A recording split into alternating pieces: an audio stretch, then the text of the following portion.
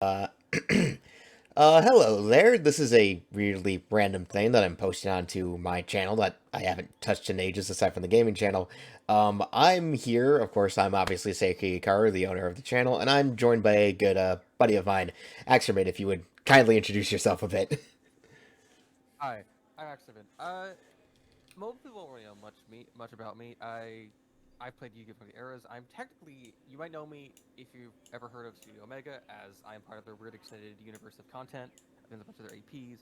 I am also now I've also been for the longest time, for the last like year or so, the reigning champ for their progression tournament. So I have played, and we're currently in the Pendulum era, so we've actually been playing a lot of different eras of Yu-Gi-Oh! So I have seen a lot of the jank, and I have played a lot of the weirdly consistent.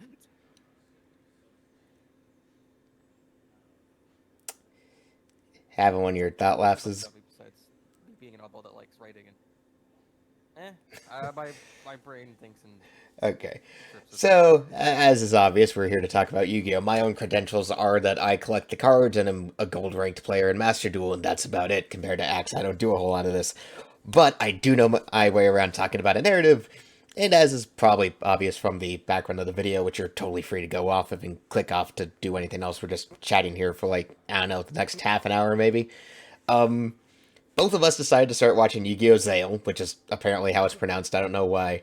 Um, but because this is like a 150 episode Really, yeah, series, yeah. 146 more accurately, we're just doing this in like 10 episode segments. So there's going to be like, what, 15 parts by the time we're done with this? About ish? Eh, Probably, yeah. 15 and a half, 14 and a half, probably. probably. Or it's like I keep remembering it as 137 episodes for some weird reason. No, it's 146 with two specials. But Oh, okay. the thing is, Uh, well, I mean, we can just kind of get into it. The first thing to pit is Zale's formatting is, I mean, it's not weird. It is typical Yu-Gi-Oh, but God, this show is in love with its multi-part duels. Like, I mean, before we get to that, I feel like we should go for bit. But I want to say as we get to just to the title of it, the X is silent, so yeah, it's zero. I don't know. I Because don't. Yeah, it's Zale. LR is not a because LR is not a word in Japanese. Yeah, I don't know why it is, but Or it's if it is something, but it's a like it's the same L and R are the same thing. Like same as a B and V. yeah, I don't really know. But so just to start off, we might as well start with it in episodes 1 and 2, which are the first actual episodes to worry. Let's start with our protagonist Yuma, the titular you character of the series. Well, as we've discussed, Okay, he's a bratty weirdly 13-year-old. enough, honestly, I want to bring this up. I actually like him. His hair's dumb, but Well, he had a cool family. Zale was like And the era where Yu-Gi-Oh characters started having really dumb hair. I mean, yeah, like his friends have like weird hair, but like he's actually has really fashionable. At least like at least the female friends he has, actually Characters in have Zale are really actually good pretty fashion. fashionable, clothes-wise. Like like it's not absurd, Nah, it could be but worse. I think I will say the one thing is like Yuma's interesting in how like he's actually written weirdly well. Like he's weirdly written consistently, unlike in previous series where I think a lot of them were just, or I think like technically Yudai or Jane Yugi or Yudai, as I Whatever guess you name say. you want to use, the 4 Kids dub versus the frickin' Japanese original. Yeah, the point is like that kid actually had a consistent character, and like I think this last season that was only subbed was about him dealing with depression and Yes. identity crisis. So Yeah, basically.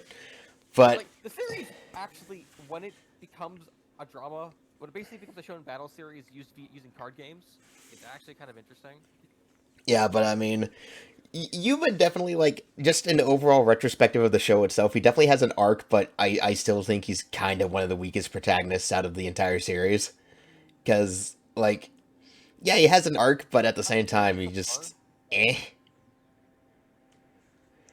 Part of I it mean, is the point is like, hmm, you go. no. You go.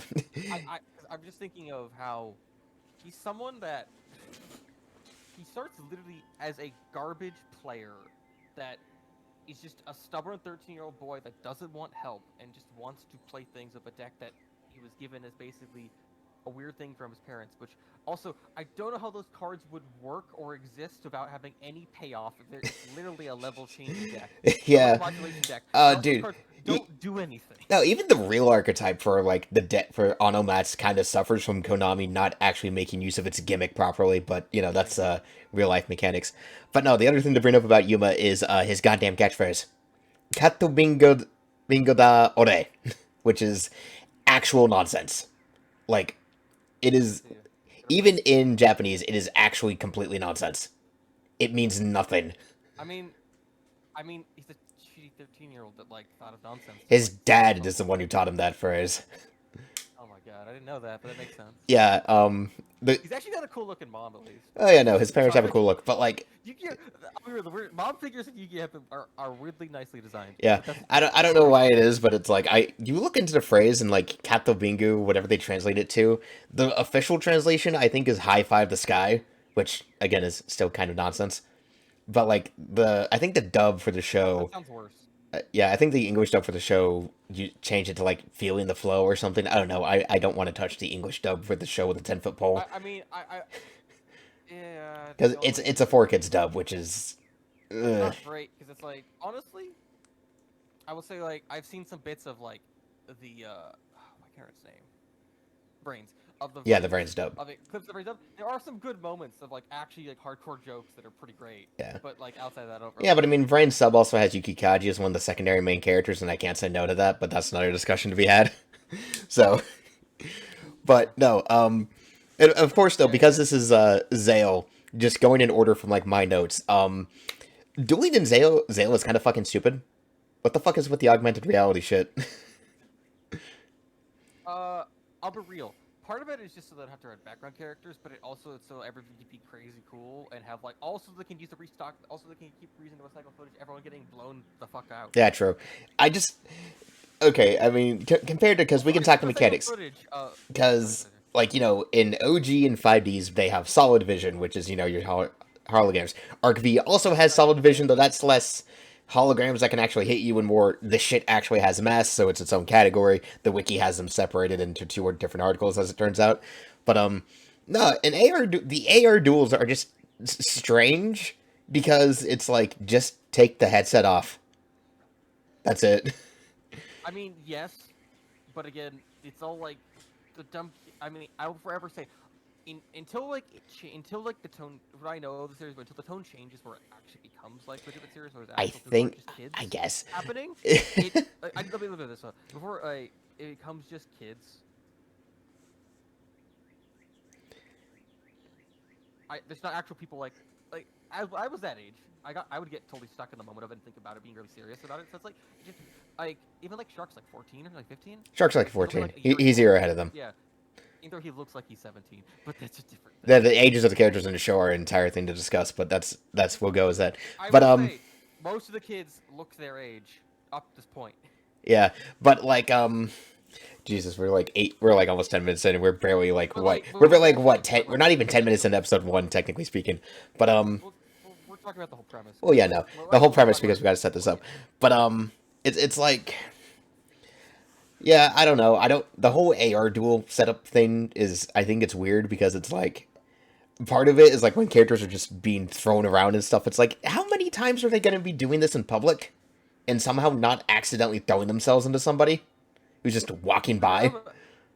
Parker, how about this? How about we go through, I guess, some of the beats we remember as we go through, like, for the episodes, and then when character comes up, we talk about what we think about them, and how that Sure, goes. why not? So Okay. how we control it, how we control this goes. Let's So see. The we next start bit I Yugi, have and then we go to like Tetsuo with Kotori probably and Shark. yeah. The next bit I have though is just because of my more abridged notes is XD summoning is actually pretty cool. I do actually like the mechanic. I do personally run an Xyz monster in my main deck in Master Duel. Anyone who has perchance possibly seen my Twitch streams know that I run XT Dragon because I play Kotalkers because I am I'm a I gremlin. mean, playing the deck that should have one of each summon type, whatever. Yes, You don't have but the Quantum Cybers and so on and so on. But yeah. like, I have played like with the I've played Geargia. I played a lot of Rank 4 Turbo stuff, so like I know what probably would be in like Yuma's deck properly, and technically he's like just a random Xyz deck because he has low modulation shit. I mean, he doesn't So even like, have Xyz monsters at first, which I have in a so bit. yeah, I have a so big. supposedly it's I like had this entire note. Why does Yuma not even have an Xyz monster in all caps? Which is like in the first kind of duel we see with Shark and Tetsuo, is like Yuma says, "Oh man, I don't even have an Xyz monster," and I'm like, "Why the fuck do you not have Xyz monsters? You play freaking automats. You have three."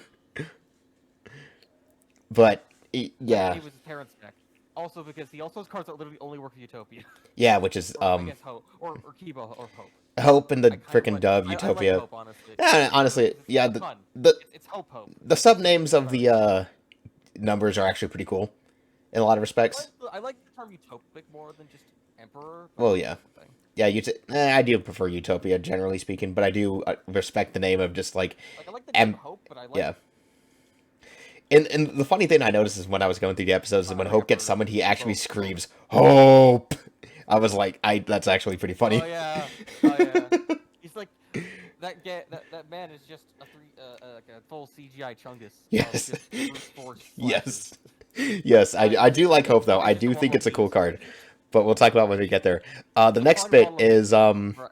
let's talk about how we get introduced to Shark or Ryoga Kamashiro Before in the that, I sub. really want to make a point. I want to make a point about this. Of before we get the shark, there's like we meet his other friends. Yeah, Tetsuo and We get to Katori. see, Again, not only we're is sticking to the sub Tetsuo, names. We're sticking to the sub names. yes, because I don't remember the other names and I don't like them. but just because of how the order of it goes is that we see Yuma. We actually have some of his animation. We meet his family. Weirdly enough, Yuma's older sister is actually pretty cool. Yeah, she's a journalist, Honestly, like an actual respectable journalist. yeah, actual journalist.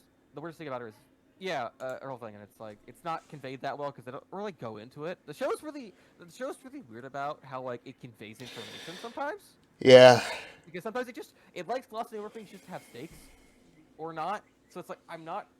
It's like it very much feels like the people that wrote this, where it's like knew it was a children's show and had fun with it at times. Like they specifically did things intentionally because they knew they'd get away with it for being stupid. yeah, kind of. Yuma's grandma is an OG though. She do be an OG. Oh yeah, she's pretty badass. Freaking Uh, always there and giving him food when he leaves. So hey, she's cool. Also, like Yuma sleeps in the attic full of all of like these actual like Which is over his actual yeah, bedroom. yeah, Yuma has like all of these like relics from his Yeah, all the parents. stuff his parents brought back. It's a pretty cool little attic room that he insists in sleeping in. Yeah, it's like that. I think that kid might have parental abandonment issues, but I don't think that goes into that. So we'll see. Yeah, no, I don't think it does. But yeah, no. There I are, could see that as being he yeah. has a weird thing about his parents Episode not being around. episode one doesn't teach us a whole lot about Kotori and Tetsuo so far. They're kind of just Yuma's friends right now. But then we do get introduced to Shark, who Yeah, decides he's gonna. they show a bit more besides. Well, How I again, remember this is that it shows Yuma how he is and how he's just kind of a reckless idiot of a kid. yes, Which is fair. He's 13. yeah, he's 13, so it is kind of fair he'd be kind of stupid. And then it goes into where have like him just doing. It shows the basis of his thing. It also like hiddenly shows some characters later on because they at least. Well, I mean, ZeXal is kind of where the whole spot the main characters who actually matter thing can come into play. Yeah, you can see a cat. You can see a girl with cat hair in like the first episode. Yeah, she comes back later. Trust us. We'll get there. But Yeah, I want to make the point of it shows because I feel like this is what's showing up. It shows him going through him trying to do things and then through force of will trying and then his body stopping. Oh yeah, no. There's like what 4 minutes of just Yuma epically failing at everything he tries at school. Just like He's trying and then just keeps going and then fails, which is like you as a person that loses a lot. Yes. He loses a lot, but he also tries, and it's like it's very much a weird Japanese thing of being like you just get back up. Didn't you like count how many times he said his catchphrase during that segment of the episode alone? Oh, I joked that it was like 57 times. Oh no, but he says it a lot in this segment in that segment. Like, oh god. I think it's just what he says to like pump himself up. Yeah, he does. But back to the main point. Let's talk a bit about our introduction to Shark, aka Ryoga Kamashiro, or in the dub, Reginald Castle, which is the stupidest name. I mean, okay, Castle is a cool surname, but frickin' that goes against the whole point. yeah, no, It's like, but Ryoga Kamashiro, I do prefer that, or Shark, because he plays sharks. So, we get introduced to Shark, and he's just kind of a dick. he's introed on after Tetsuo's because Tetsuo in the first episode was shown basically as a dickish friend to Yuma because it shows him running Oh, through yeah. the city, and then Yeah. it has Tetsuo on his bike, and then he basically His tosses Yuma board. into one His of the crash board. spots. Well, not exactly. Yuma face plants and then ends up stuck around a bunch of Oh the no, but litter Tetsuo threw the bots. robot in front of him. Oh yeah, no, he did. Yeah, he did. And then the robots thought his deck was trash. And then they threw him into the trash too. The deck is half trash. It's like I think only like half his cards are actually good. Yeah, but like Shark is like That kid does not play Battle Traps, and that kid's not playing MMP no, until he's that card not. exists. No, but like we get introduced to Shark, and I mean we don't really see like the end of the duel. We get introduced to XD summoning through Shark beating the crap out of Right, Tetsuo. he plays Submersible Arrow Shark, I think. Yeah. Yeah. Well, it's like we see Shark win the duel, we get introduced to XD summoning, and the show does the old first episode Yu-Gi-Oh thing of basically explaining the entire fucking game to you, which is people who play the game feel a little eh. What it stops. I will say, by the time we reached end of episode we walked through was episode 10, and by the time we reached episode 10, it actually had some cool plays going on. So I think by like it stopped teaching you and left it to like the end bits where it does a quiz for. Well, yeah, no, we'll bring those up by the end of the episode. If you're like an 8-year-old or like 10-year-old like Japanese kid watching this, so like you'll learn the game. Yeah, but for older fans for people who play the game or older fans, having to have the show re-explain it to you is that's like one of the big critiques of ZeXal is how kid-oriented it is at the start. The show stops being kid-oriented, trust me. But I think the first big segment of the season before the plot actually kicks in is very guilty of trying to sell itself to kids very badly. I mean, it's doing a new summoning method, and it's also like about a kid. I mean, they do have to explain it, so that's fine. Real. 5D starts really hard. It's about like 20-somethings in a cyberpunk ghetto. Oh yeah, no, I've been rewatching 5Ds, and I'm like I think 13 episodes in, and that show just doesn't really bother to explain anything. It just goes. It's just like, okay, here's the plot, here's the characters. You know how this game is played. Let's go. I really like it. I really just brief 5Ds thing. I wish the second half didn't have to be fully rewritten because I think Akiza having an arc where she had to go destroy her old cult would have been cool. Mm-hmm. Also, Jack being in a relationship would have been awesome. Jack is just a harem protagonist. I mean, he had a girlfriend, but then she was forced to forget her because the plot had to be rewritten.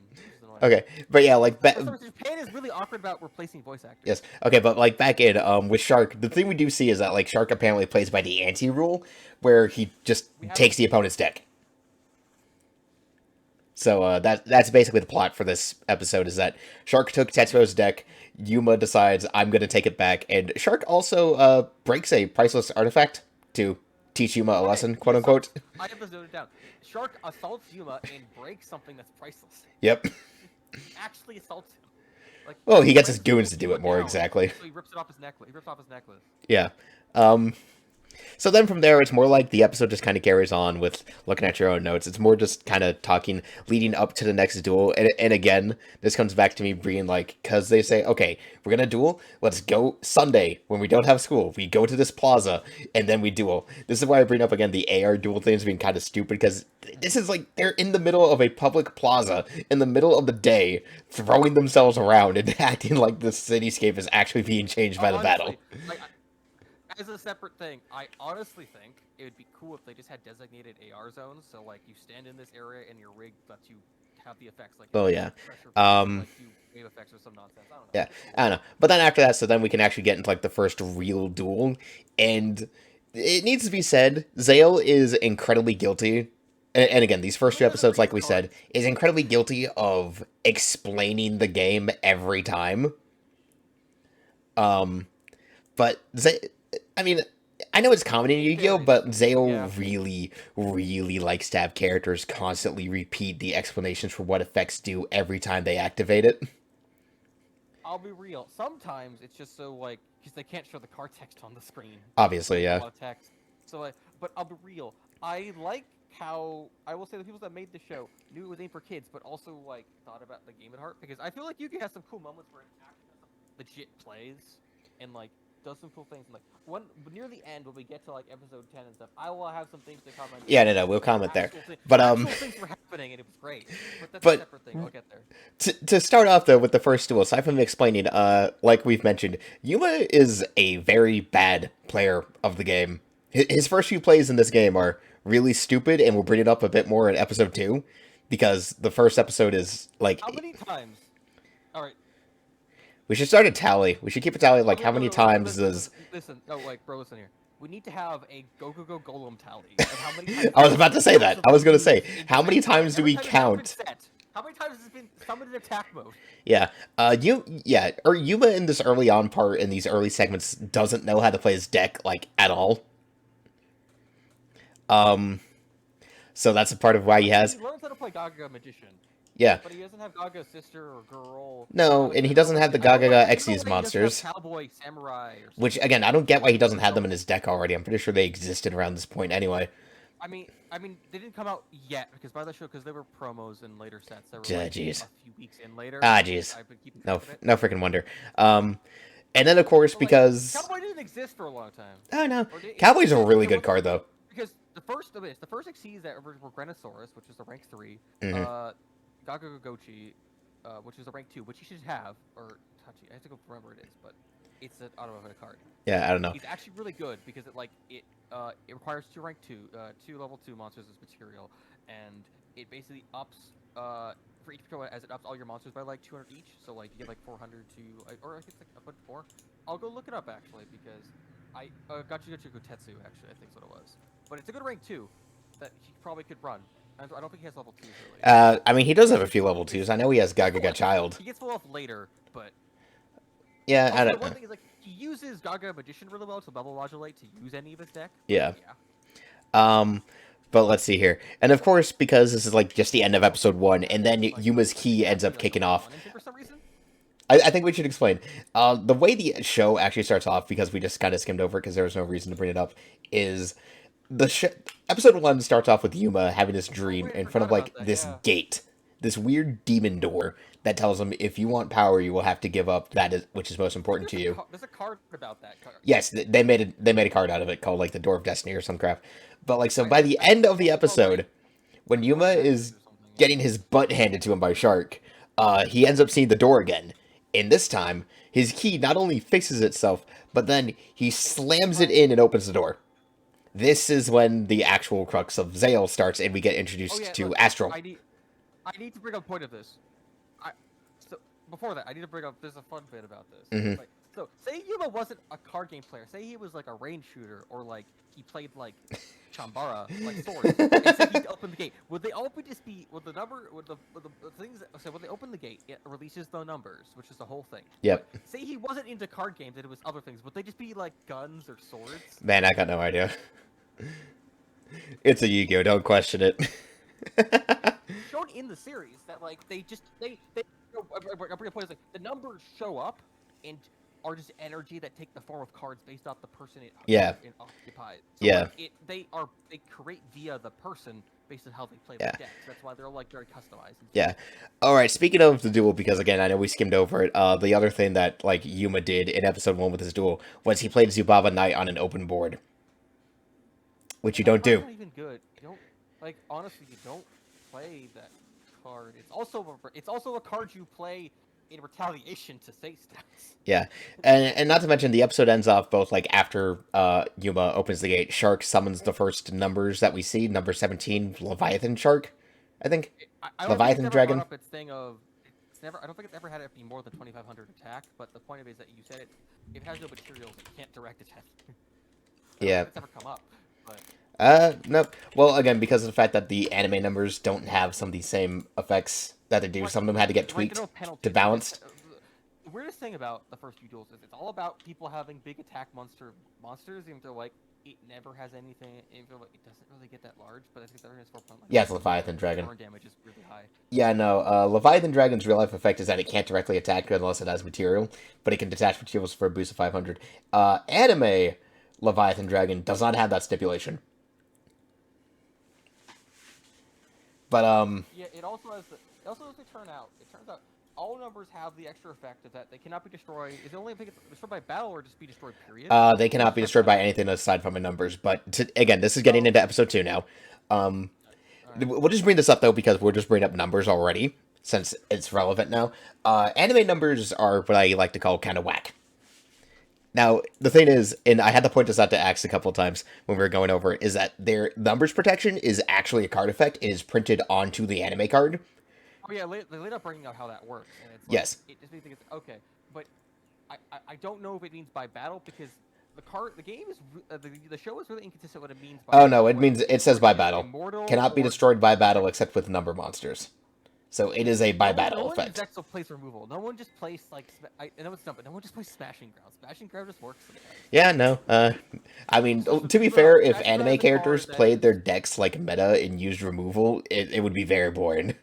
It wouldn't be dramatic. Because, oh, I just play this card, there goes your frickin' ace. It's really fast to play Magic. No. Oh, yeah, but it's like they have cards like that. But it's usually battle traps, battle tricks. But like, Yeah. the thing about that though is like it's usually all like very battle specific and like I would say the writers are very interesting in how like they concoct very specific ways to like pace tension. Yeah. Outside of that, I will say I think if they actually played meta, it would be people playing like doing OTKs and like because it's Yeah. life points and like people can do like 5k damage if a good Yeah. hit. So getting further into episode 2 after our whole numbers are kind of whack, one of my notes for this is just titled "Talking is a Free Action." They spend like 5 minutes just expositing between Yuma and Astral, and then Kotori and Tetsuo being like, "Oh, hey, Yuma, who the heck are you talking to right now?" And Shark just kind of stands there, doesn't say anything. I think he's a bit busy being possessed by the number because now he's becoming raging mad of like a weird dark Oh power yeah, no, of the cosmos. it's like. But yeah, no, like, part of this episode is literally just Yuma and Astral talking, and Yuma trying to figure out what the deal is, and Astral just kind of being the mysterious spirit from another world who's shown up, who's like, okay, I need to win, I feel it, I need to win this duel somehow, and it's just, I am weirdly connected to you. And the funny thing is, Astral immediately knows how to play Yuma's deck better than Yuma. It's because, I think it's because the deck came with the Maybe. The next note I have this, and this applies for a lot of the early series. Yuma just needs to listen to Astral. That's it. The problem is like, it's just, I think Yuma just is too stupid, or he's just too young to understand like the weight of what Astral is and so on. Yeah, I don't know. Later on, I think he This is also the because first like, time we get the, as we mentioned, the Yuma misplays Go Go Go Golem incident. Where it's like, oh, play it in defense mode, it'll be fine. And he was like, nah, I'm gonna play this bitch and attack. It's like, really? Like, I have it as 1800, but like, dude, it's a wall card. You're meant to put it on a wall so you can. The goal is you set it turn 1, you play like 2 face downs. Yep. Hope you don't get like MST'd. Yep. I just I always draw an MST in my first turn every time. Your luck be weird, man.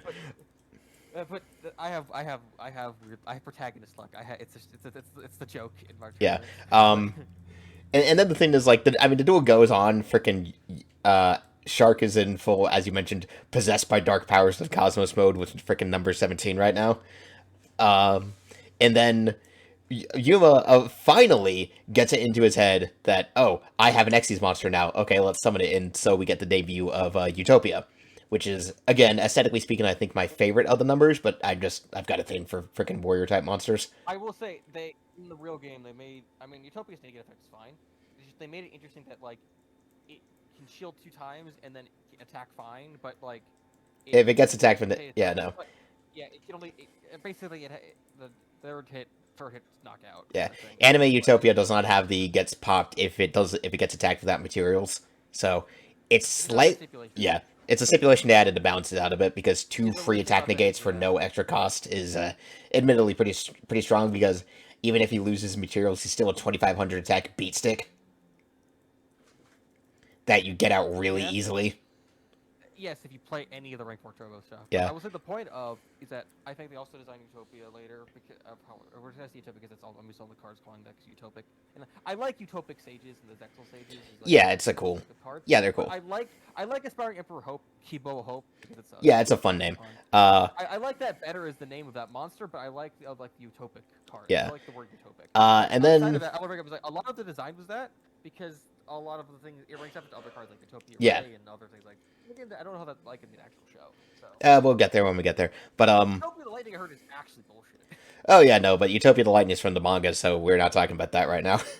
um, to finish the duel off, though, the duel basically ends We'll with figure that out Yuma later. like using Utopia's because Utopia's attack negate is universal. It can negate literally any attack, even its own, which is also why Yuma has double or nothing. It's why he has 3 of that in his deck. And I feel like it'd be cool if they side decked because I really have a weird thing of being like if it was a match set thing and Yuma lost the first round, Astral happens, and then his side deck is just full of cards that are full of that support Utopia. That could probably be pretty funny. But Astral just Astral just side decks all of his cards in. yeah, I don't know.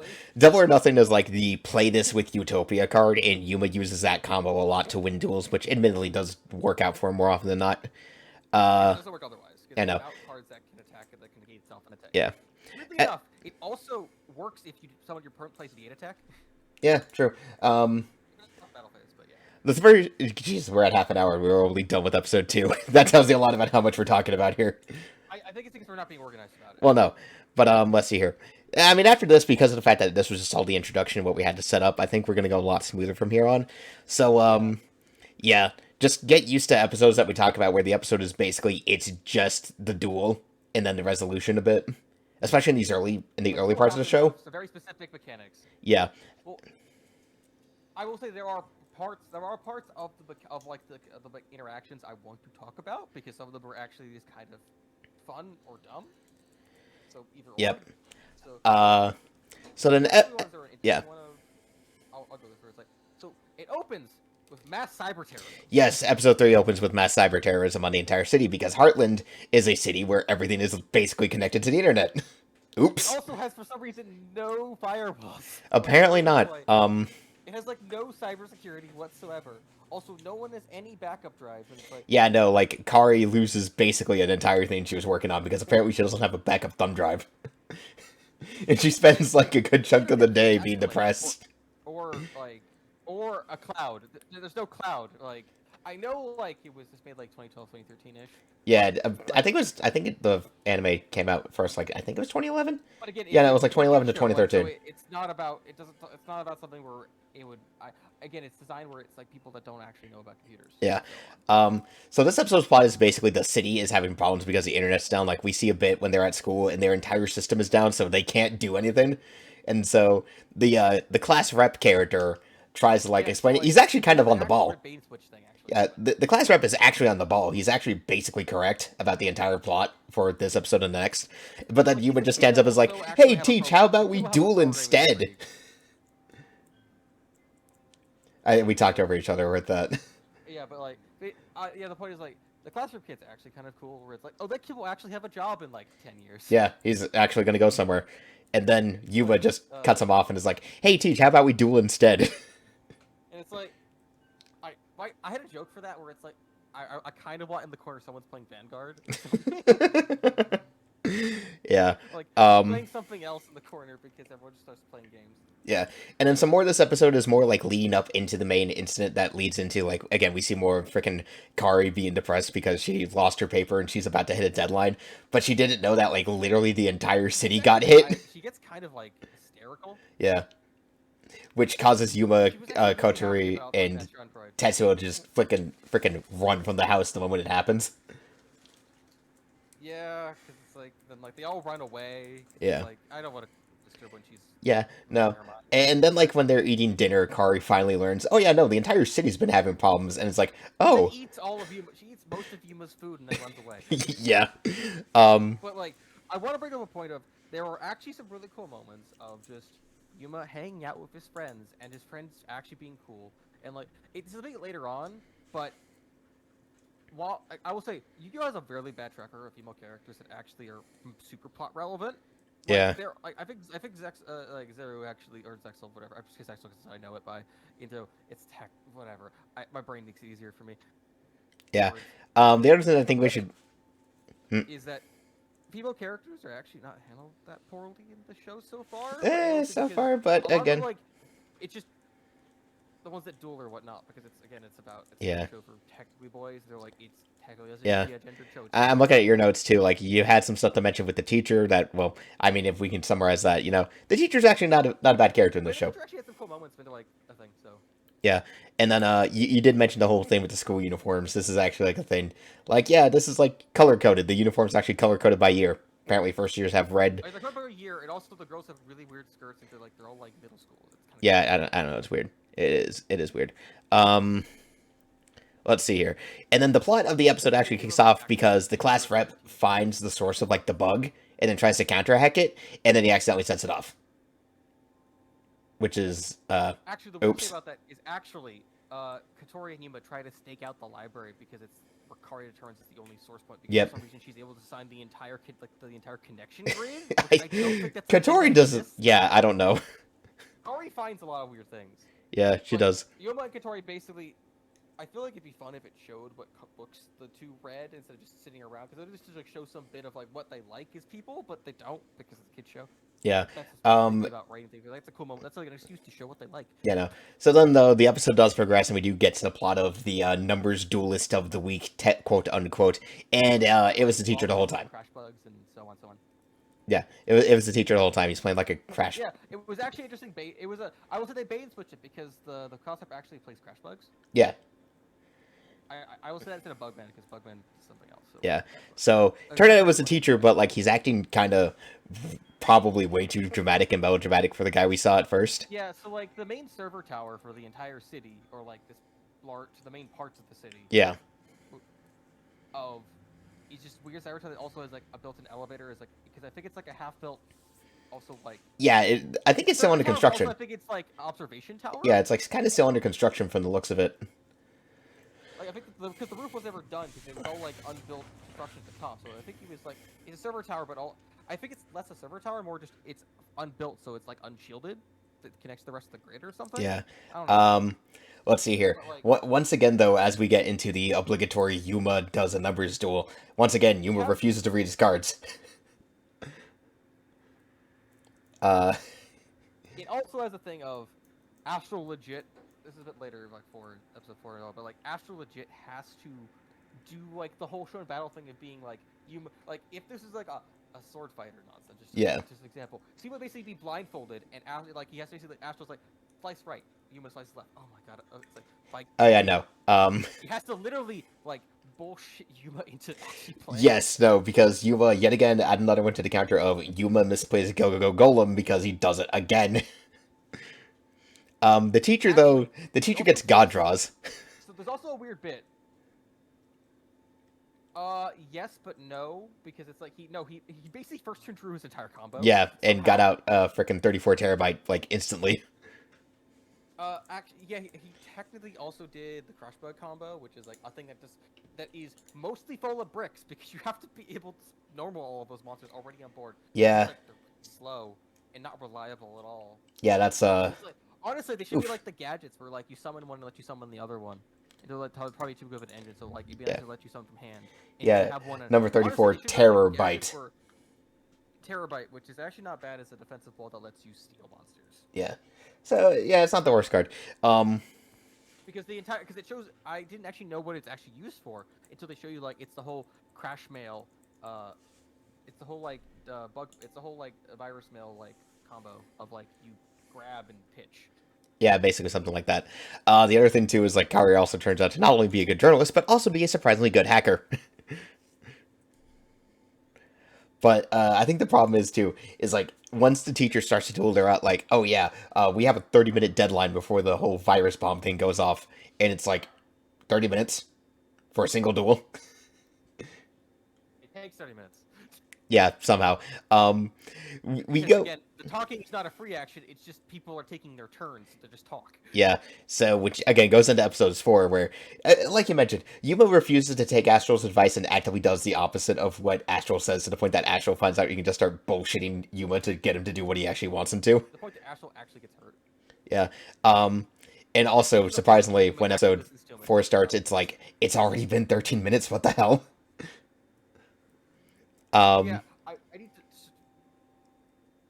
I want to like say there's a few bits I wanted to bring up, being like, so like Kyrie's doing a weird like thing of, I yeah, don't understand how she's this works, beating but the she's hacking like, bug in Punch Out, I guess. no, she's doing a dungeon crawl. Yeah, it's I don't know. Basically, if it was supposed to make sense, how I think is that basically they're they see the control files for what the virus is hidden away in like this dungeon crawl, like in like these weird like game files within a server. And she's Yeah, I basically don't know. trying to like basically break the activation files or some shit, Yeah, and it something like doesn't that. work. No, and then like the duel ends. So and then obviously Yuma and Astro win because Yuma has to win numbers duels, or else Astro is literally gonna fucking die. Um, so Yeah, they win, it's like and then it kind of he loses. reveals that Yeah, it's numbers just like, kind of have adverse effects on people. Because like it turns oh yeah, out the teacher's entire hacking is like, I mean, yeah, I did cause a bit of trouble for the city, but I didn't mean any harm. He quite literally because put together a QR code that their eyepiece things could scan, and he does like this big old AR thing for like Bugman, which I think he said was like some promotional card coming out around that time or something like that. I how I think. looked at it is like all these children had this like a level 1 normal monster Yeah. thing, which I think it might have been like, it looks like, I think I could ascertain the implications. I think it's a promotional card for like an animated series Hmm. or something, Yeah. like a So show, which I could totally believe. yeah. So like was literally just like, oh no, I'm just arranging a nice thing that's fun and cool. And then Astral notes, huh? As a It kid, seems like a numbers uh like amplifies the inner darkness within someone and brings out their nastier side. So he keeps that in like the the weird back thing about foot for like, later. yeah, it tames a guy who was just accidentally messing with the power grid into someone causing cyber terrorism. Yeah, when he was just kind of trying to have some fun for the kids. Like, yeah, he was trying to do an expose thing that was like mostly harmless, because Yeah, it's just basically like, for some reason there's no like laws about using I guess cyber. not. It's like, if the kid shows up, there's nothing about laws. Yeah, and You're then allowed to go around the night and not be attacked by strange and dangerous people. yeah, so it wasn't a bad couple episodes in my opinion. I mean, a lot of these first episodes are just kind of generic. Actually a really safe place. So Yeah. eh. And then we get into episode 5, which introduces Generic, us but to I kind of Tokonosuke. like them because they have heart. Yeah. I Uh, I had to memorize the kid's name after the point. yeah, Tokonosuke, who this kid's What's verbal funny tick is kind of annoys me. I'm okay. I actually like it, but I don't know. I don't. It's more of how it's subbed, that it's like, Yeah, he basically always says contrarian statements. yeah, no. It is funny though Also, because for his some entire reason, he tells bit. this stuff to just like flip over. He had a weird. I thought he had the weird like reversal powers. Nah, he just trolls people. I thought he played reversal OKK or some shit. I Yeah, thought he had that. no. The show is not subtle about the fact that he plays a flip deck, which is yeah. And I mean, hey, flip decks can be pretty cool. There's also, yeah, yeah. It's just they're kind of a. I don't know, it's too slow nowadays unless you're playing Subterror. But even then, that's monkey flip. But I Yeah, don't believe in monkey flip. like I mean, we get introduced to Tokonosuke basically scamming some store owner via a duel to get some candy, and he just goes on this whole spiel about the other side of the world and other stuff like that, whatnot. I will say the kid is. When we get, this is probably going a bit ahead, but when Tosuke talks about like his backstory, Yeah, is that it's an interesting thing of how like he basically was a dumb kid that lives in the weird like clown room. It's hard to describe it, but he also like talks sleight of hand, and basically he was bullied out of getting these expensive cards by these like assholes. yeah, But then he basically learned how to cheat them into playing stuff into his very convenient traps, and then basically he became king of the thugs. yeah, basically. He's not around. They're not around anymore, and technically he basically leads a gang. Yeah. So obviously Tokonosuke sets his sights on Yuma because Yuma is known as a trash duelist, and yet he has not only beaten Shark, Yeah, but that's he's got the on a whole thing. pretty It's all notable about track it. record so far. So it's obviously like, oh man, he must have gotten his hands on some really badass card. I Also, need it to get turns out, that. these monsters are like. Oh yeah, just to say it. Hmm. Uh, is your mic having issues, man?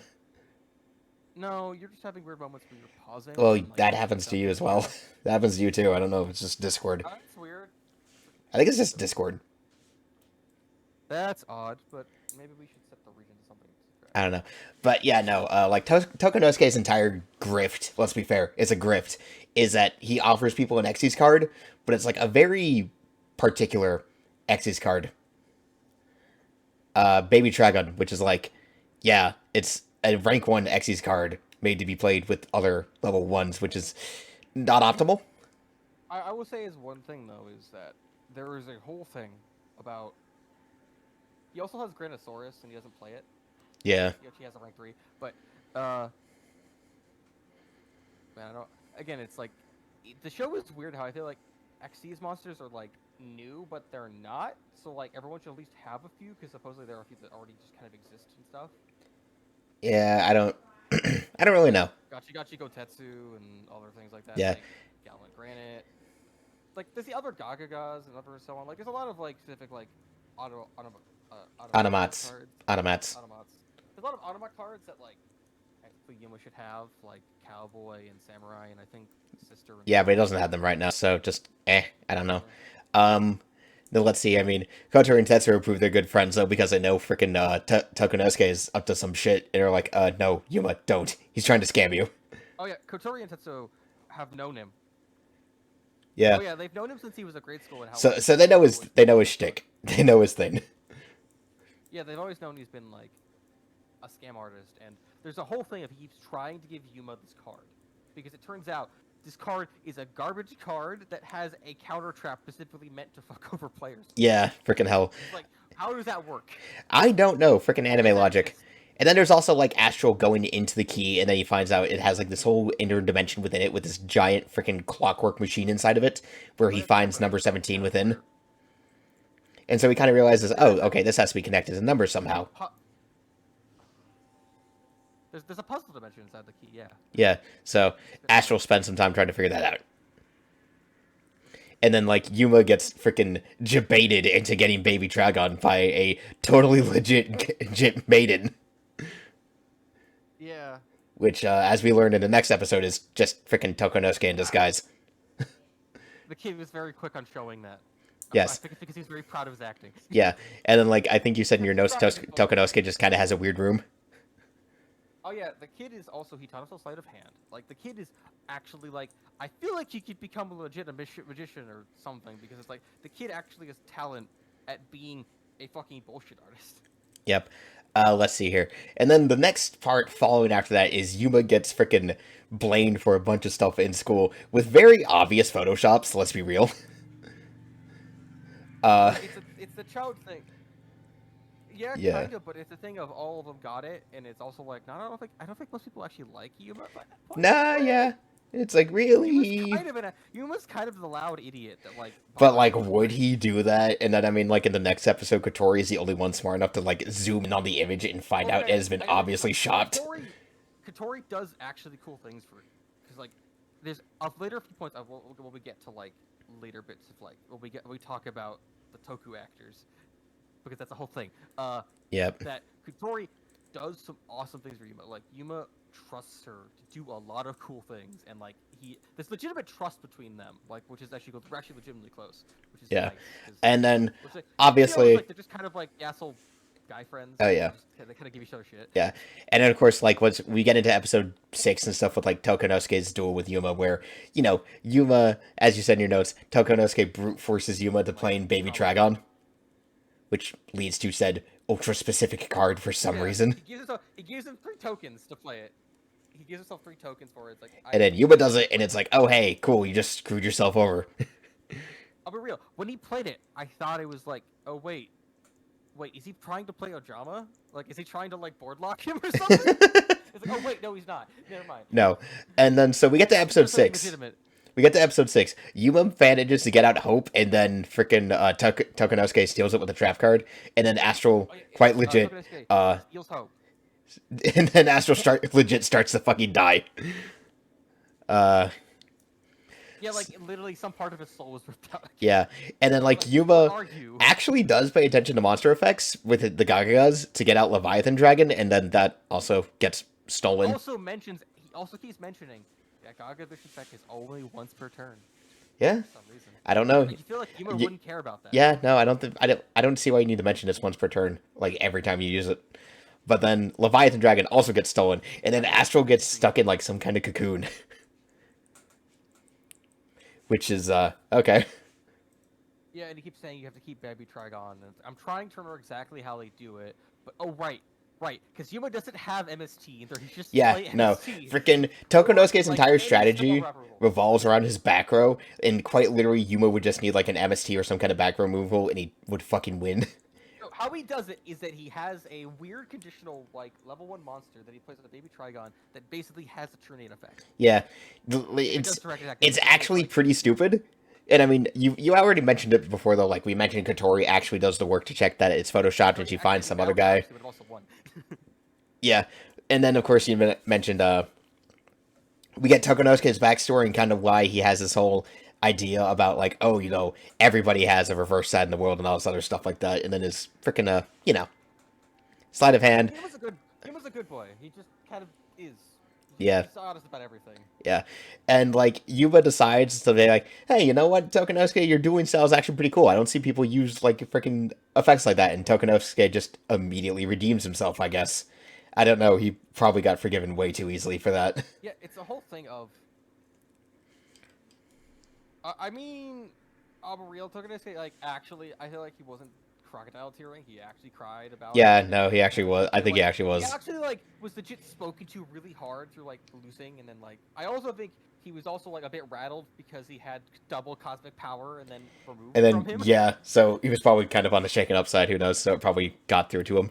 Yeah, So because that kid was just going so in. now the friend group expands to three. I guess kind of Tokonosuke is kind of like that I mean, friend that he's more of like an add-on. yeah, he's more of an add-on. He's a bonus party member sometimes. Yeah. Like We the get other into episode 7, and Astral has been watching a show, an in-universe Oh, yeah. show, which as a Toku That's fan, I do really, appreciate really it. cool. I actually really think it's cool. Yeah, it's actually not bad. It's actually kind of a cool idea, which, is like, So basically, let me pitch it. yeah, So it is the show of DD Star Esper Robin, yep, as in like DD, as in different. Yeah, dimensions, yeah, yeah. Which means like it just intertextually, I think they translate it as not that, even though I think that's the point because they would work on all the DD monsters. mm-hmm, So basically, it has Star Pumon, which is basically I think like a Xyz version of basically Black Panther Warrior. yeah, pretty much. Pretty much like a retread of Black Panther and Warrior. then basically a Becca version of Garuda as like as like you see like the big aerial friend. It's Yep. cool. Like it has like a like Toku or like Saturday morning cartoon cheese thing, which is in a fun thing. Yeah, which is in itself pretty fun. Astral was watching basically the season finale. Pretty much. Because at the end of episode 8, they show it. They show the end of the episode, and it's actually really great. Yeah. Basically, let me describe this, please. Like, Yeah, no, you keep going. You keep going. You have this bit. Basically, it is Star Robin has finally found the castle of Galaxy Queen, who is basically the main leader of, I think it's like Dark Lord Deadmax or something. Something like that. Yeah. Like Lord of Darkness Deadmax, and like she's, as it turns out, as they see Star Robin has this really dumb attack called Surprise Punch. It's really dumb. Yeah. No. Cute. But basically, they have this whole thing where Galaxy Queen's magic is keeping Pumon Garuda at bay. Mm-hmm. Also, Iron Hammer's not there for some reason, but that's a separate thing. Eh. But basically, Star Robin shows up for basically like the mid part of the episode, because I think it's the whole. I think at the beginning of the episode was like a whole fight thing. Probably. We don't see the entire episode, obviously. We just see like the last 5 minutes of it, or we don't. We see the last like 5 minutes of the last we see like episode like minute 15 to 20 out of a 25 Yeah, episode. and it's like Esper Robin goes for his big attack, and then like he sees a reflection in her pistol. He's like, "Wait a minute, is the Galaxy Queen my mom?" As he notices, Galaxy Queen is actually his mother being cursed by the Dark Lord. Yeah, and then Astral is like, Yuma has to explain to Astral like, "Dude, it's a TV show. It's not real." But Astral's like, "Nah, bro, I have to see the ending. I have to see the ending, man. Come on." I know. Also, if this kid might be in our dimension, he might know who I am. It's like, oh my god, Astral. Come on. Yeah, no, it's like, dude, come on, no. Yuma, it's like I forgot part of the notes. Where it's like, Yuma, I know you don't understand, but you do explain to Astral these things because he doesn't understand. Yeah, no, he's literally from another dimension, bro. And then basically the plot of episode 7 turns out to like, oh hey, Nobody knows how to play card games. yeah, it's like, let's see here. Robin is coming into the city, and Kotori is like a big fangirl for the actor who plays Robin because you know. Actually, it turns out. So here's a weird thing. I think it's a commentary on like Toku actors because all of them are actually pretty boys. Yeah, But it might also be reference to like Yusuke Godai and so on and stuff like that. some stuff like that, maybe. But like the point is like there's a whole thing about Robin is like this 14-year-old boy. Yep. Maybe 15. I don't know. It doesn't matter. He's like the same. He's like maybe a little bit older than the main cast, about the same age. Like 14, 15. Yeah. But like the point is like old enough to be like sign a contract. Yeah. But, Like the thing is, the main that group manages to sneak in, and they catch. I did bring up. There's a point before I want to bring up. Yeah, yeah, yeah. That he is a boy that to the public he's only known as basically his main role, which is basically the series I think that's been going for like 2 to 3 seasons already to like critical acclaim, and it's because he's like actually good looking and does all his own stunts. Oh yeah, no, that's the crazy part. He does all his stunts. like when they manage to sneak into like the casting area after Tokonosuke does a absolutely terrible attempt at disguise and just kind of makes a distraction without meaning to. They find him practicing his own stunts on the set. Like he does like actual flips and jumps, and later on it goes to reveal that like he gets some extra cosmic powers, and I think he does. He actually leaps like meters into the air. Well, that's like after he ends up getting the number, but like before he ends up getting the number, like he ends up having a whole chat with Yuma where we learn first off, like, we learn his name, and we find out that he uses the persona of Esper Robin as kind of like a shield because like a spider ends up in front of his face and he just kind of freaking screams. He's a soft boy. He's a gentle spirit that like he's just never had friends and just kind of been an actor. And yeah, and I don't think he's acting because it's all he's ever known is the thing. Yeah, and he's just kind of glad that like Yuma just sort of doesn't really care. It's just like, hey, whatever. And then his mom shows up, and it's like, oh boy, helicopter parent for an acting child. Like I'm actually. Oh yeah, just bring up like and as it turns out, I think they shift that as like instead of forcing Yuma to sign NDA, she just tells him she'll sue him if he doesn't leave, which is like that's unprofessional. Yeah. I don't know. As it turns out, no one knows his name. They just technically she has a name. They don't really call her by name. They just call her like. Yeah. His name is Fuya Okudairu. Yeah. But instead of calling her like Okudara-san or like Miss Okudairu, they just call her Fuya's mom. Yeah. For some so reason. I don't know. It's weird. And then like we see the scene of like at some high-rise building where Fuya is at with his mom. He ends up getting the next number, which is the so far mentioned number 83, which basically makes him go full on star Robin persona, ignoring his own self. I did go into this, but basically this shows that the numbers are just energy that form based off a person's own like darker points. And they more or less took the form into a card because Yu-Gi-Oh rules. It's the form of his mother, the trauma of his mother, but also like the mix of him feeling like he has to act because it's the only thing he's ever good at, and it's all his mom has ever predicted what you want from him. Yep. It actually is. I will say the emotional beats of this whole like dueling encounter is actually really good. Yeah. The lead up to it is kind of nuts because like basically if Fuya ends up going full vigilante and causing collateral damage because that happens. He breaks a car and some streets. Actually, like digital. Yeah. Yeah, and then I think he stops some like kids smoking. He beats up like a random black who littered, ties them all up, and puts them in different places. Yeah. It's like a whole thing. Yeah, and then Kotori ends up dragging Yuma along to go and hunt them down, and they do kind of find him, and then they end up tracking him down eventually back to the film sets. You did mention too, like Kotori does actually have a pretty good sense of style. She has like 8 different outfits. She has actually legit outfits, and like, she has like 8 different outfits across the show. She actually has decent fashion, and it's like the girl.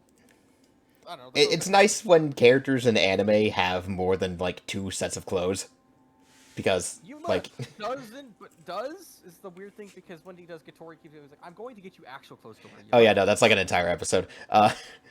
Let's see. So then of course we get into like the big duel, and like Fuya has this entire freaking basically treating it like a freaking toku show, whatever. And he just does his entire play of getting out like all his main cards like, based on the show. It's like the Puman suit actually has like wires in the actual rocket jet. Yeah. Basically, a duel happens, and then listen here.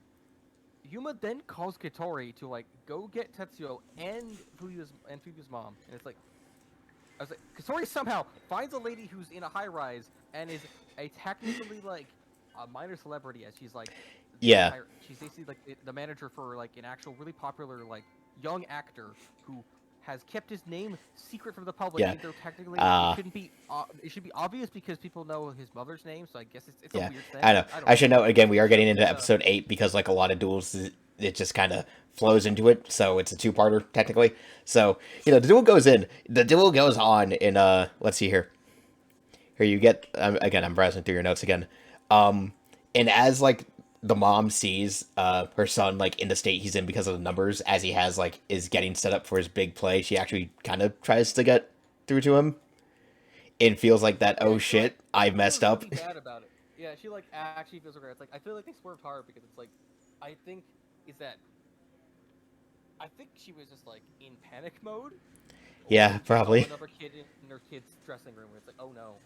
Yeah, It's like, and then later where it's like, oh, my kid actually was being a vigilante and is now like saying the character that like I don't know if she's the actor for Galaxy Queen. Not, I think she might be I don't. actually. I don't really know. And then I like can I believe will that because it's admit, like if it's Robin, it's like the and like Haruna play. and Puman are suits. Yeah, like the play made by Fuya in this duel, where like he does the whole big fusion card thing with the freaking ship from the show, and it has like what 8,000 attack points. Okay, he does basically yeah. Basically how they do it is that it is it's basically his version of a god card summon. Kinda. It's basically a god card summon because it's basically a big thing. Yeah. How it works is that also is a bit is that he summons Galaxy Queen and it does a thing where it makes them basically immune to destruction effects. Mm-hmm. Because I think they call it immune, so it's like it's not just a battle. I think it's just destruction effect and gives them all piercing. Yeah. It's the whole thing, and so like there's a whole thing of him chipping away at Yuma, and Yuma having to like find ways to keep going, and having some cards that like he actually even plays like a kind of crappy negate. He's like, that's there. They're playing Messenger of Peace until like Yeah. chip you away. He tries. Because also, but he plays the card. He tries. He actually tries to play some cards, and he actually has some interesting battle tricks as it goes. And as a thing, he also has like Training Cyclone, which is like just a crappy version of MST, and so later on someone just has MST. Yeah. Freaking. That's the thing in the anime I find weird. Almost no one just runs MST alone. They always have some weird. It's only because everyone depends on having one or two cards that are continuous effects. Yeah. Let's see here. So I mean, like obviously the duel resolves and stuff. It is kind of cool how Yuma reverses it. So we see Fuya as Robin, as Star Robin. I want it just maybe it doesn't come off the audio that well, but like, so Fuya or Star Robin summons Galaxy Queen, and equips her with like Dead Max's seal, basically as all of the show. Yep. But she basically stays in defense position. That's why like she looks dark. It's all the dark colors. Yep. It's just in the art, and then she's not be able to destroy it. Yep. So she has basically just like full protection in the equip spell, which is that's not. Yeah. We would just play the Feather Duster or something. Something like that. Was not. I think it was forbidden at the time, so it couldn't. But probably not. Twitter Yeah. doesn't exist for like a few years. So, but MST or some other thing. Or I know Malevolent Catastrophe also good because that just attack and destroys all spell traps. I think from what I remember from the duel is like Yuma turns it around because he gets the big old battleship into defense position and it has like no defense. Stop the attack and oh yeah, because it's a KO punch. Yeah. But he's able to stop it and then goes to hit back and then basically there is a card that I don't get. Basically, he does a card where it is called like Star Robin is forever. Yeah, where something like that. Star Robin is 0 attack and attack position where it's like so you still take the damage. What is it meant? Is it just meant to like stop certain effect triggers? Yeah, I don't know. Maybe. But, like the point is though, it fits emotionally because it means the idea that like because Yuma is going to win the game by attacking through Galaxy Queen, who now has the seal off and is now in attack position. Yeah. But he's going to kill her to like win the game. But then Star Robin summons basically himself to take the blow for his mom. Yep. So, at the least, then they snap the kid out of it. He reconciles with his mom. It's a nice moment. The entire duel, him growing to terms with his life. Yeah, and like, and then Yuma and Kotori have a cool moment where they of... bicker like an old couple and whatever.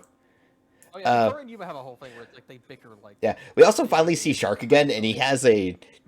Let's remind, Shark is 14 years old, and he has like a motorcycle.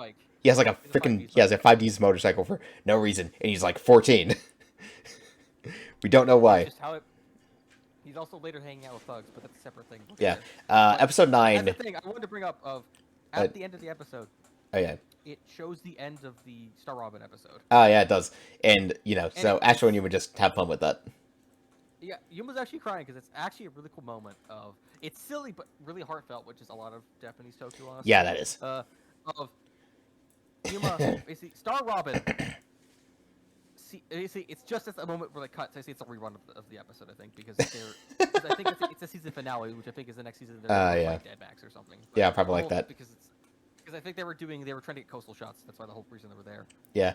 And then But episode it has, 9 Star is. Robin, I wanted to say this. It has Star Robin hugging Galaxy Queen, and it's like family gets together. It's Yeah, really that's nice because Yuma actually because they were the whole way where Yuma has a thing where he misses his mom. Yes, Mrs. Parents, because they ain't around. So, eh. And then did your mic cut out again? Freaking hell.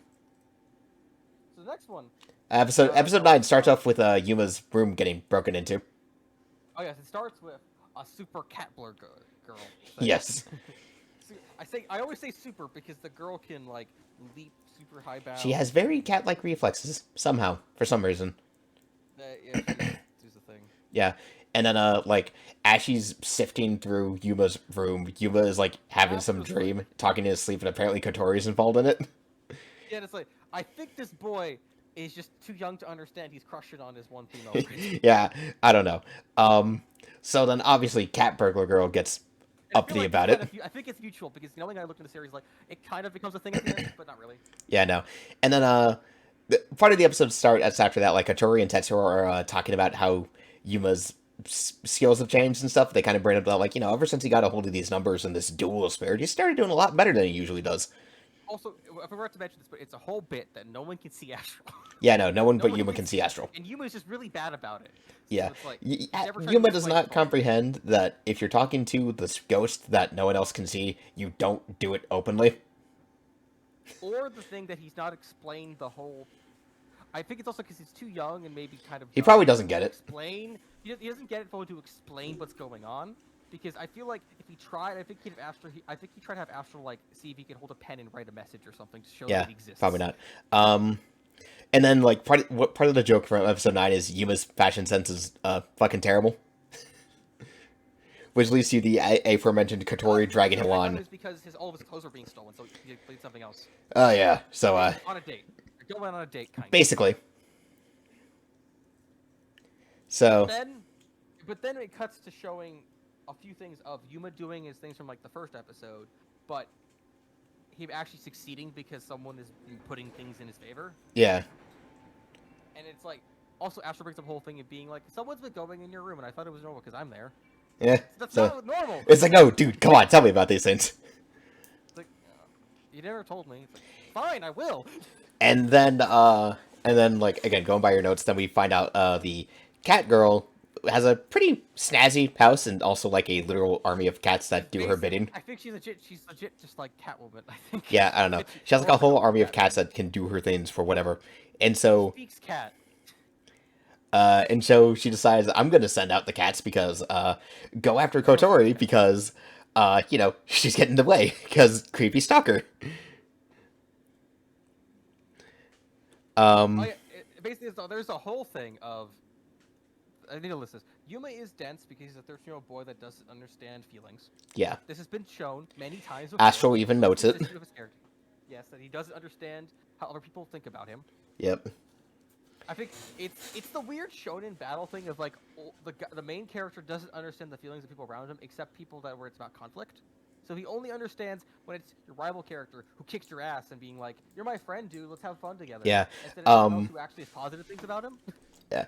So obviously, they get dragged into dueling with the cat girl, whose name is Kathy, and is voiced by a voice actress me and Axe actually both like. Freaking. Why am I lapsing in the name? Oh yeah, we know her because it's. It took me a moment to remember. Oh wait, it's Katsuragi from Senran Yeah. Which her VA is actually. Yeah, no, her VA is actually really good. She does a good job with this. But it's like we get dragged into the duel, obviously. Mandatory duel. She plays a cat-themed deck.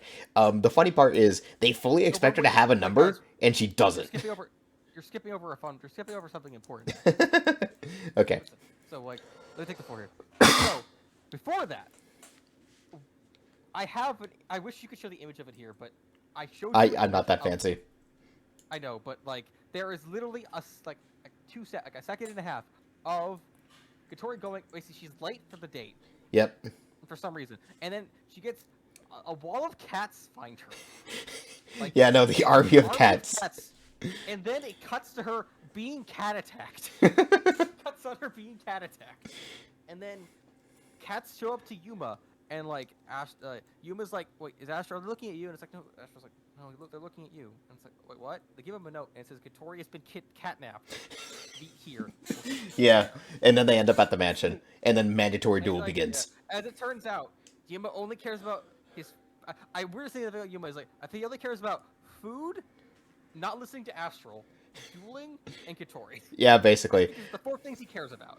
Like, during the entire duel that ensues, he's basically constantly shouting how he's gonna help Katori. That's basically what he does. But, the thing, Kathy actually plays a pretty good duel. Yeah. She actually plays a pretty And it's decent like, duel. Cappy's annoyed because. Oh, yeah. Also, her thing is like, basically, he goes to the location, and then asks about it, and then they have a whole duel start, and it's actually kind of interesting because it's like it starts to show Yuma actually doing cool things, because a maybe do a thing I never thought you actually would do is like set. This is the end of it, but set Gaga Magician to level 1, so with Trigon you can do a direct attack. Yep. The wall, which is like actually not bad of an idea, but if you have local life points, so it's like I don't know. It's better cowboying for game. Yes, classic play, cowboy for game. So it is a duel. Like, the entire Kathy's main strategy is like summoning her 3 stray cats to the field as quickly as possible. And you have it in your notes that it turns out Stray Cat's face is fugly as hell. And then her Xyz monster, which is not bad but not good. Yeah, Yuma and Astral were genuinely expecting her to have a number, and then it turns out, oh, she doesn't. It's like, oh. No, there's a whole thing of how the girl was kind of deranged. She's just kind of maladjusted. Her VA is actually kind of known for playing kind of slightly mentally off characters. Yeah. Katsuragi's kind of off. Oh, yeah. She's like a serial sexual assaulter, so like, let's say. Yeah, I don't know. Yeah. But like, so Yuma just kind of gets into the whole, because Yuma is being a dense 13-year-old, he doesn't really get what Kathy is getting at when she's saying all the shit she says in this episode. Yeah, which is like, I have a weird feeling that if the show was like they would be teenagers, there'd be a kind of, I feel like depending on like if it was a dub thing, there'd be an angle about how Kathy's kind of a stalker, and you like, I'm not into you, can we not? Yeah, I don't know. I don't know your name, who are you? And then Yuma, being the idiot he does, again, basically encourages her. It's like, oh, man, I mean, the guy you're talking about sounds like kind of a jerk, but why not be honest? And Astro's just like, dude, she's talking about you. Yuma refuses to listen when he says that. Yeah. So obviously, himself, but... like, Kathy also places like a crazy cat spell, field spell, which is like, okay. And then Yuma just goes for win anyway, while he's just kind of getting caught up in the moment because he's genuinely excited since she's actually a good duelist. Okay, he actually shows that he has like a level 1 deck. He obviously has a level 1 engine for some reason because he's one of his monsters. Because they need him to use Baby Dragon a few times now, I guess. Yeah, because that's one of his only monsters has a number. Because it's like he only has a 1, a 3, and a 4. Which is like, honestly, I kind of wish they just made more level modulation cards that could special summon. Like, honestly, I don't know. Yeah. Because I think of other eras where it's like. Actually, no. We'll talk about special summon combos later because that's the whole thing with episode 10. Yeah. That's the thing. I have a whole thing to talk about that when it comes to actually like playing. Yeah. No. Yeah. No. The end of this episode is also. Yeah. No. The end of this episode is we find out Katori never actually got assaulted by cats, and she's just been playing fucking red light, green light with them for like a couple hours. Well, I think that's also because they wouldn't let her leave. Yeah. So, but she's also like, oh, she also likes the cats because she thinks they're cute, so she's just having fun. Doesn't even realize what's going on. She's also a 13-year-old. She's like a 13-year-old girl too, so like she does dumb things too. Yeah. Because Yuma is a clinical dumbass, she's just smart by comparison. Yeah. And then the next day, Kathy actually kind of, sort of introduces herself to the group, and they're like, oh wait, no, I mean she's in our school, but wait, I can't recall her. She only. Yeah, because they don't mention her last name. It's only you only vaguely know her name from Kathy. Seeing her name on the dual feed. Yeah. We'll never say her name. And then Katori gets annoyed because, oh, Yuma's like, oh yeah, no, I know her. You know, we dueled the other day. She's actually really cool. She's actually a good duelist. It's cool. And then Katori gets annoyed with him because of it. Yeah, problem is like before that he was mad at her because she never showed up for their date. Yep. It's like because like the whole thing is like I thought you were kidnapped. It's like Yeah. No. what? It's like I don't what are you talking about? It's like yeah, it's the whole thing. Yeah. And then let's see He here. also didn't explain why he's mad until like later. Yeah. And then episode 10 is also the episode where I like to say the plot actually starts to come in a bit more, at the least. Shark finally decides he's going to come back into the plot. So, Shark becomes a thing, or Yuma tries to go find Shark. yeah. Astro starts out the episode. He's, again, trying to solve the puzzle within the Emperor's Key because, you know, Yuma runs into Shark again because it's almost late for school, and then the class rep actually checks his deck and finds out that none of the numbers are in there right now because, you know, Astral's currently in the key, so Yuma doesn't have access to the numbers. So maybe Trigon should exist there too. Yeah. I don't think it doesn't show up. I don't think it's extra doesn't exist unless Astral's around. Yeah. So the plot kind of progresses. Like they start going off to look for Shark and stuff, and they find out he's like joined this gang at this old dilapidated former gaming hall, and it's just kind of like, bro, what the hell? As it turns out, they're all duelists. They're all like basically like ruffian duelists that like mug people Yeah. and like harass people until like leaving. Like terrorists. Kind of like that. Yeah. At least they shower. Shark tells them off, and it's like, oh well, if you do Shark, you should have just said so. And Shark is like, hey, fuck off, just don't follow me. I've chosen to give up on dueling, and I'm moving on. Interpreted when Yuma asks to duel, is like he has like a whole hesitation moment of being like. And then Yuma proceeds to frickin' run him and Shark ragged, trying to track him down to convince him to duel with him again. It's like, nah, I mean, we dueled, so we're friends now. Instance where, I think it's. I remember it being a separate instance. Oh yeah, it happened like after that. Well, yeah, I think there's a separate instance where he tries to find him again, and then there's a whole action sequence of Yuma running after him but fucking up but keeps going. Yep. Shark he eventually chases Shark all the way to the docks, and Shark is just like, God, okay, why don't you give up? I can't. You're my friend. I don't. Ugh. It's like. And it's like, we're not friends. Tetsuo does mention earlier in the episode too, like when Yuma is having his moment of like, oh dude, what's up with Shark? Why would he give up on doing? And Tetsuo's like, well, maybe it has something to do with what happened to him, to why he got kicked out of the national tournament before. And Yuma doesn't dwell on that for now. Yeah, because he got. Supposedly, it says. What I know is like they said that like he got kicked because he basically snuck away opponent's deck to look at before the duel, so he could basically. Yeah, that comes up later on.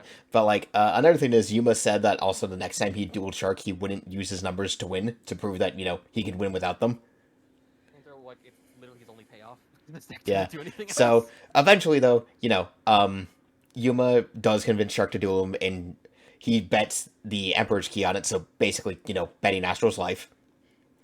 And Astro was like, "Why are you betting my life away?" yeah, no. And then the duel starts, and Yuma, like, doesn't immediately, but, like, Shark goads him into summoning Hope, into summoning Utopia. And, like, even though Yuma was like, okay, I'm not going to use the numbers, and Shark is like, nah, bitch, use it. No, it's more of like, fight if you. It's not fun unless you fight me at what you have when you have all you got. Yeah, and this is when we get Shark's new ace, which I actually really like. This is the ace he keeps until he gets his new numbers. Black Ray Lancer is actually a really good card. Black Ranger also has like a rank up too. Oh yeah, So, of course it does. But it's cool because Shark actually during this duel uses the fact that numbers protection is a card effect. Like, so with Ray Lancers. Yeah, now we're here at this point. I want to bring this up. Yeah. Mm-hmm. No, I'm really. You go. But no, yeah, no. it. I just want to say it's actually cool because Astral himself mentions it when Shark points out the numbers may not be able to be destroyed in battle with another numbers, but in the end, it's just a card effect. So he negates Utopia's effect and then blows it up. And then Astral's like, so he realized the weakness of the numbers. And so then Yuma loses because he gets negated and then OTK'd. So. Yeah. But Shark doesn't take the pendant and basically tells Yuma off and then leaves. So, you get into what you were going to say now. Yeah, I wanted to bring up about the whole duel of like. Also, just a thing I remember. I think in the latest Anime Chronicle, they're going for like water decks and stuff. Is that like Marincess and like Shark decks? And I think they're finally gonna make Skullcrack in a card. Yeah, I mean, I think like what Still haven't listed a card for it. Shark's gotten some more recent support as of late, like with like say with a new Xyz chain of one that's well, I won't say the name because that's like way too many spoilers for this point. But more number support. Well, no, not more number support, but no, more shark support anyway. So it was cool, but that's like spoilers for like part 2 of the series. But as a thing, sharks water decks have always been good. Hmm. They've always just been surprisingly decent. Like, there's like Yeah, no, the water decent one. attribute has a lot of support. Like salvage has always been a good card, but as a thing, sharks have always turned out like as a thing. Have always been a kind of meta tier thing of being like actually just a reliable Xyz deck because water and fish monsters surprisingly just have some cool set pieces that work that like recycle themselves from banishment and the grave and also special themselves pretty well. Yeah, it makes for a pretty decent deck. So like this is like I mean, there's obviously episode 8 is like no, episode 11 is like a follow up episode to this, but like this is basically like the first 10 episodes of just we go from setup various other things, and then Shark finally comes back into the plot. Episode 11 after this is following up on the plot with Shark, obviously, and then I think if I recall, because I have seen all of part 1, if I recall, I think for a little bit after this we start getting back into some more numbers card oriented plots before we meet Kaido. Oh, that's fair. But the point is because human needs to get more extra deck monsters. Yeah, no, human needs to fill his extra deck a bit more. Because he needs to basically get something from 1 to 8 because he can Gaga magician them. Yeah. Yeah. Anime Yuma is very guilty of just basically using Utopia all the time when he has other options. Uh but Well, the manga Yuma though, from what I it's have mostly read, because it's actually uses more strategy. It is actually a better duelist than his anime counterpart, as it turns out. well mostly because it has to make a more interesting thing because it's not a visual and talking. Like, Yeah. it's like voice acting doing things. But I want to bring up a thing where you keep going. Even though like our connection's a bit awkward in our recording, so Well, it's working fine. Yeah. It's not the worst. As a bit, I want to bring up because it's always the word pauses and stuff. But I want to bring as a bit. Mm-hmm. The duel where Shark brings out Black Atlantic good, and that Yes. it has a bunch of actual special summon combos. It has a bunch of setup plays. It has a burn play. It has even also Shark plays Cyclone. Oh yeah, no, MST. Shark He wins play. the game because he plays MST. Yes, Shark makes some legitimate plays, and it's what wins him the game. It's like it felt like an actual game, and it was fun because it's like that's how that goes. In like 2 turns, you lose because you got OTK because your board how to set up a board and combo. Yep. And so, yeah, so that was episodes 1 through 10. The next set is going to be. I've started a bit of episode 11, so that's definitely more to talk about. Again, episode 11 is the continuation of the plotline with Shark currently, so yeah, we'll get to that. 20. Yeah, 11 through 20 is going to be our next segment. Each of the blocks a hand. Yeah, it's a decent enough way to go. I call it hand 1, hand 2. Yeah, that's a decent enough setup for this. So, I mean, Basically, all of hand 1 is like it's a fun start. It sets a good character. I've been told by other people that I really like the character writing of ZeXal because I feel like it's the best part because all the characters are surprisingly consistent. oh yeah, the characters aren't. Some characters are a bit limited, but some are cool to others because they actually Yeah. have been. I know we haven't met him yet, but unobjectively, in my opinion, Kaido is the best character. But I'm also biased because he plays photons, and you and me both like photon. I also play Photon. I play Photon Galaxy actually. I actually like rank. I like rank 8s a lot actually. Yeah. I have played him competitively in a progression. So we somewhat we competitively. will definitely talk about Kaido plenty once we get to that part because I do think I Kaido will is. talk about if he actually has good plays or not because I will say Galaxy is not a good deck until you actually have some plays for it. Yeah. It's not good until you get until certain Xyz monsters exist. Because Yeah. you play Photon Pressure and you get rank 4 and you summon I think Starliege Photon or Starliege Galaxion, I think, and then you special it from deck. But once you have but I guess in the anime you just have tokens on board because it's easy to. Yeah, we'll see. Well, we'll talk about Kaido and how he plays once we get to that. So. Removal or like summon negation. So yeah, we'll get there when we get there. So I'm just gonna end this off. So if anyone wants to see more of this, then feel free to leave a comment, like, and whatever, and just hey. Opinions or like if the audio was a bit janky, tell us about it. Yeah, we're figuring out how to do this through OBS. I know how to use OBS, but it's like the first time I've done something over Discord. So hey, Anyway, that's us, and we out.